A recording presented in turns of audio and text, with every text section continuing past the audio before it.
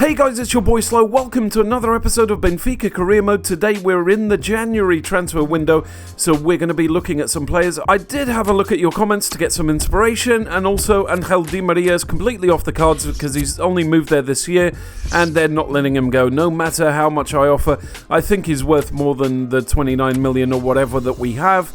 Even if we offer some players, I don't think they're going to take it. So yeah, let's look at the first player. His name is Martial from Manchester United. Most of you will know him. Yeah, he's been the surprise player for Manchester United. Everyone was expecting Depay to be the main man on the left wing, but actually Martial's done really well this season. He's scoring quite a few goals, and yeah, he's going to be costly, so I have to be prepared to pay a lot of money for him. I don't know what he's like in FIFA 16, but we do need a decent striker. So it seems to be the exact same situation as Angel Di Maria. They've just purchased the guy, they don't want to get rid of him. So yeah, we have to give up on this guy straight away and start looking for a new striker. So now I'm going to switch my sights to the Belgian league, to Anderlecht. I know they've got a couple of decent players. Let's have a look through the list here. I don't know any of these. I'm looking for a left midfield. Oh, Ezekiel. I want to know what he's like. I've heard good things about him, so I'm going to inquire about him, and I'm going to scout him as well. Who else? There's a couple of good players. I can't remember their name. Pryatt, definitely Pryatt. He's a good cam. We do have a lot of cams, but then it means I could afford to get rid of one, get some more money. And I don't think there's Tillmans. Yeah, let's scout him. I'm not 100% sure about him, but, you know, there's a lot of really good youngsters in Belgium at the moment. So I'm really keen to keep an eye on that league for the youngsters. There's going to be some great talent from there. Anyway, now I'm going to look for a player that was actually suggested. Bolassi's a left wing. And, yeah, I'm going to scout him a bit before I make an offer. But it seems like he's just the right fit. I want to go for a left wing and a right wing. I want to alternate between 4-3-3 and the current formation that we're using, with a cam and two central midfielders. Also, Iturbe, he's going to complement that right wing perfectly. I know he's a bit small and weak, but he's got some pace, and I think he's a 5-star skiller. Porto was so stupid to let him go a few years ago for around, I think it was 20 million. Or something like that. He turned into a beast of a player for Roma. So I don't know if he's actually playing at Roma or not, or if he's doing a good job, or if he's part of the first 11 or not. But I know that this player is going to be an absolute beast. I know that in FIFA he's great. He's got so much pace for a winger, and he's got 5-star skills. That's all I need really to cut in and score lots of goals. So Bolasie and Juan Manuel Iturbe are going to be my wingers. Hopefully, if everything goes well and they accept my contracts. I think Iturbe is going to be expensive, but I'll try as hard as I can to get him. Anyway, let's move on to our next player. So the next player that we're going to have a look at is Berardi from Sassuolo in the Serie A. This guy is one of the top 10 youngsters at the moment. He's a right winger. He's got a lot of pace, and he attacks really well down the wing. And yeah, he's going to be worth so much money. I don't think I'm going to get him, but I'm going to try my luck. It's going to be between him and Iturbe. I think Iturbe is going to be cheaper. But yeah, look at that. Sprint speed, acceleration, penalties, agility, and dribbling. Everything that I need for that right wing position. But he's going to be so expensive. But here comes our striker. This is the striker that I want to get. Nabil Fekir, that plays for Lyon. He's been great this year in FIFA. He's got so much pace and such a good dribbling skills. I think he's going to be around, 30 million I think they're going to ask for him.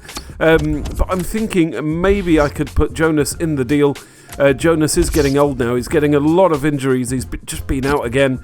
He's still out now, actually. Or I could also offer Campbell, because, let's be honest, he's played a few times. He was all right. He played really well at the beginning.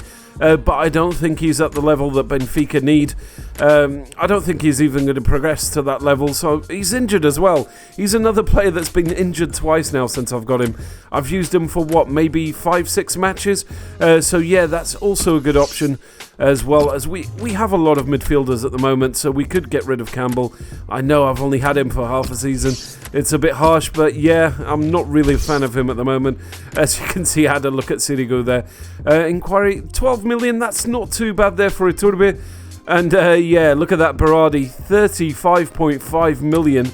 That is absolutely ridiculous. There's no way we're ever going to afford that. So I think I'm going to go for Iturbe for now. So Ezequiel was 11 million, not bad, and Fekir is 27 million, so he's got to be our first priority there. We have to get him first. Fabinho also looked at him, 20.5 million, a bit too expensive there, unless we sell some players. But yeah, I think I could go with a 19 million offer and see what they come back with. They'll probably tell me to piss off. That's well low compared to what they're asking for. But then if that doesn't work, then I'm going to put someone in. I'll probably put Campbell in and see if they accept that. But before we go into the negotiations, we have a match against the Roca. It's the Taça de Portugal. I think it's the quarter-final, and we could end up meeting Porto if we get through this round. So exciting, and that's going to give us a little break in between the negotiations. And yeah, I think we're going to beat Aroca.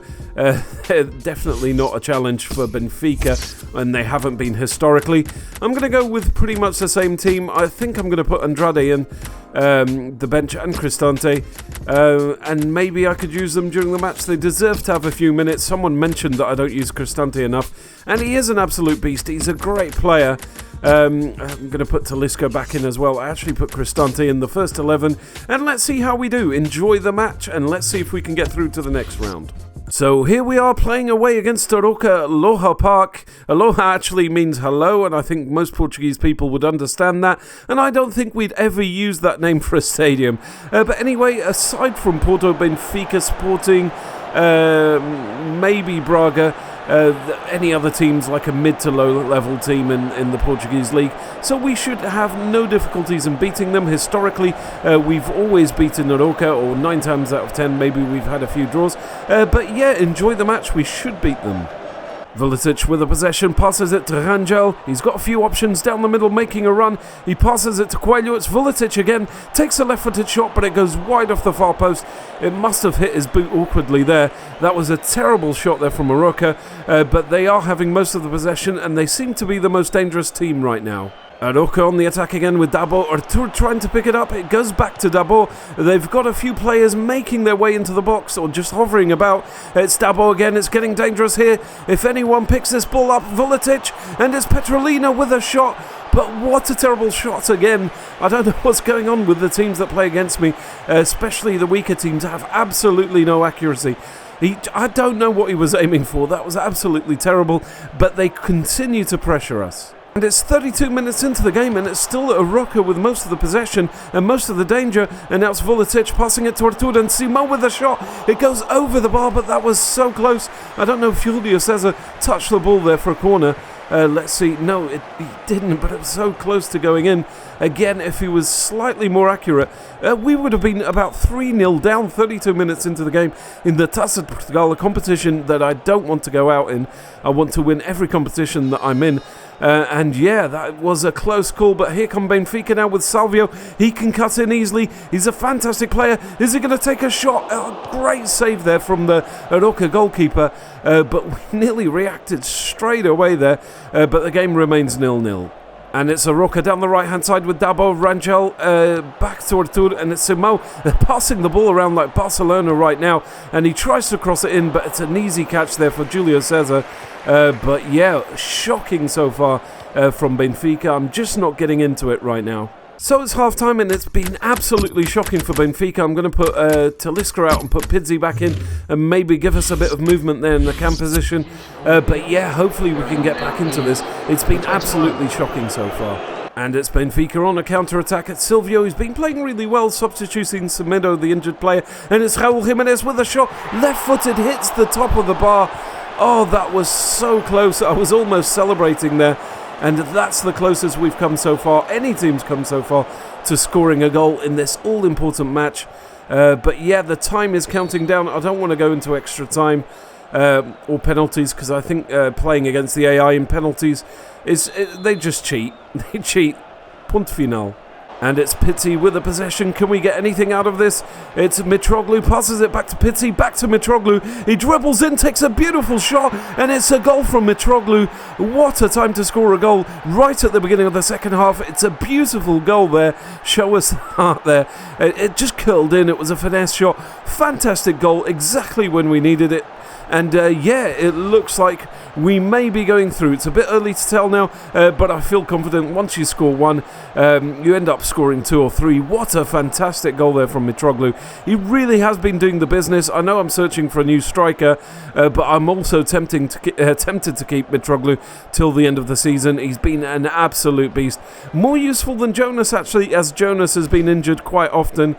So yeah, it's now Aroca 0, Benfica 1. So now that we've scored a goal, I'm going to put Feja in for Samaras, give a bit of extra support in that CDM position, just to make sure that we don't concede a goal, get a bit more pace in there. And yeah, it was a defensive substitution there, although I'm still convinced that I'll score more goals. But yeah, I need to be cautious now. It's the Taça de Portugal, it's an important tournament, and I want to play against Porto in the semi-finals. Here comes Raul Jimenez. This guy's been absolutely great this season. He's going to cut in. Can he score? Oh, it was just wide off the near post there. His accuracy with his left foot wasn't perfect. Look at that. He could have easily put that into the back of the net, made our job easier. But yeah, I'm not going to complain really. He's been an absolute beast recently for us. He was just a bit unlucky. And it's Zekinha making a great run down the right-hand side. There's not many defenders back. Is he going to score? Oh, and Julio Cesar punching it out. It's dangerous. They've still got the possession just outside our box. They're cutting in there. We need to clear it, and we do in the end. But that was a bit of a heart-pumping moment there from Benfica. And it's now Salvio with the possession. He loses it. But yeah, they could have easily scored there.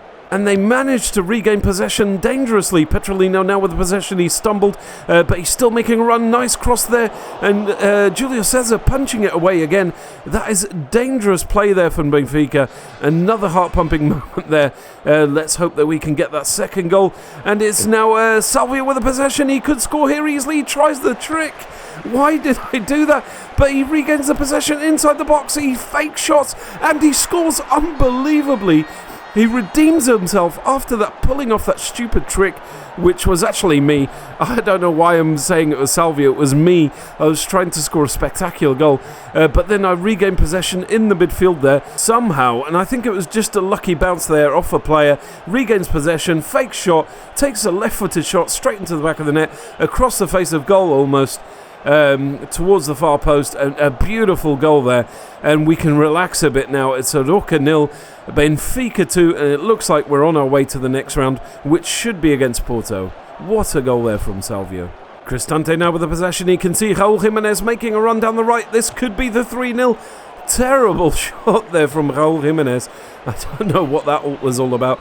But anyway, time to make a substitution. We're going to have to take one of the strikers out, and it's going to be Raul. And I'm going to put Andrade in his place because he plays like an absolute beast in the right-hand side. He cuts in well. He's a formidable player, and I'm going to start using him more often.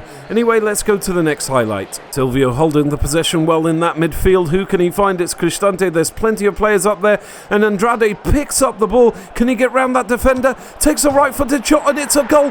The man has just come into the game, and he's scored a goal. He's done this before. I think he scored 2 goals like this before, where he came in and scored. He's just got so much agility, so much ball control, and his dribbling is just sublime. His shot was fantastic.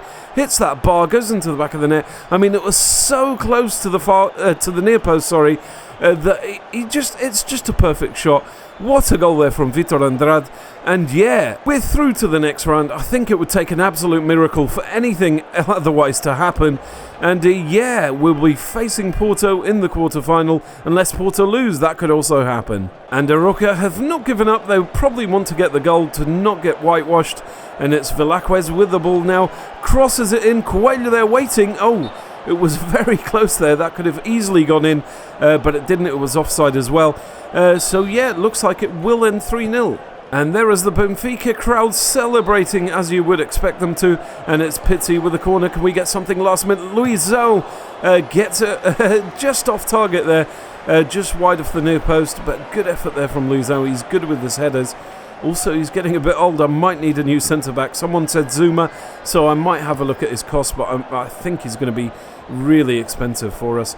And we're just currently waiting for the referee to blow that whistle. And that's the end. We're through to the next round of the Taça de Portugal. All that remains to be seen is who our opponent is. Maybe it will tell us in the next screen. And there's the table, but there's no result for the Porto match against Guimarães, so we don't know yet. We might find out later, but yeah, it looks likely that it will be Porto.